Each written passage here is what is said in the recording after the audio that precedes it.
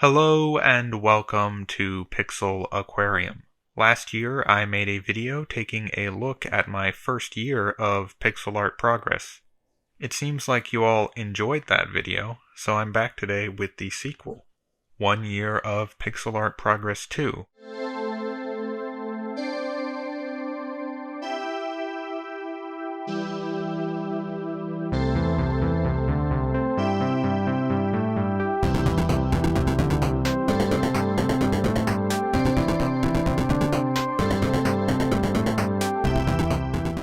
So, first, let's take a look at where we left off last time. This pixel art of the 5 sunfish species is actually one of the few of my old drawings that I still feel holds up to my current work. I think it's down to the simple color palette / design, and it's working together with the iconic form of the ocean sunfish to elevate the work to something that I still consider among some of my better pieces. A lot of the stuff from this time, early 2021, I look back on and think, well, that was a good stepping stone to where I am today, but it's definitely not as good. But I still like this one. So after that piece, I drew a few more colorful fish in early 2021, but I actually ended up sticking with the simple green palette that I used for the sunfish piece for much of the year. I used it to draw everything from giant catfish to alligator gar. I actually have enough of these to combine them into a larger piece, which you can see here. As you can see, I drew a lot of green fish.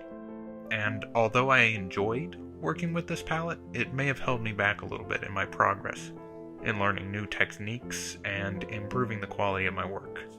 Of course, I drew a few other fish during this time, but none were particularly memorable. So, in late summer, I decided to try out a different style, drawing something with less green, but some more colorful fish, and I started taking requests from subscribers as my channel grew.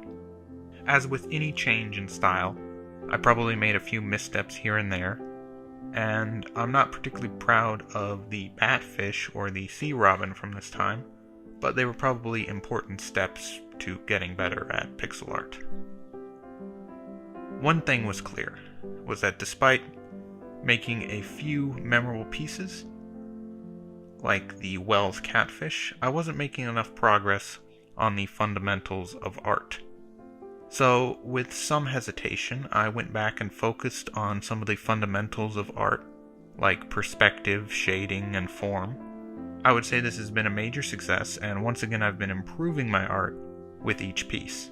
It's interesting that recently I've gone back to using one of the earliest pre-made palettes that I created. It was something I created, I think I originally made it for the oarfish, the first oarfish that I made. And I then adapted it over time to use it in one of the prehistoric fish pieces I did, and it's kind of just stuck around as something that sits there as the default palette on my computer, so I end up using it a great deal.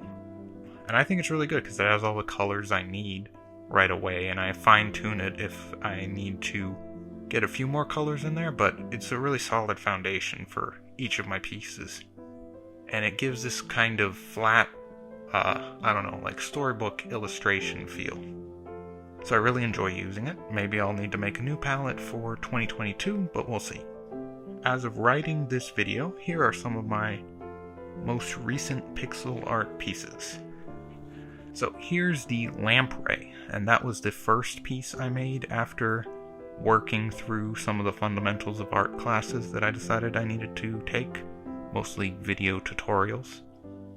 The mouth, of course, is strange, but it is a lamprey after all. I'm really happy with how the eyes turned out. Those are really, really good. My most recent gar piece is definitely the best gar I've drawn so far.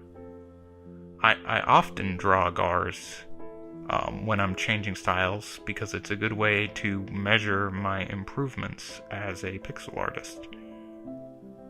You can take a look at them from my first piece until today, and you can see all the changes that I've made to my style and improved my skills, and it's hard to say that the GAR does not make a good benchmark for my art.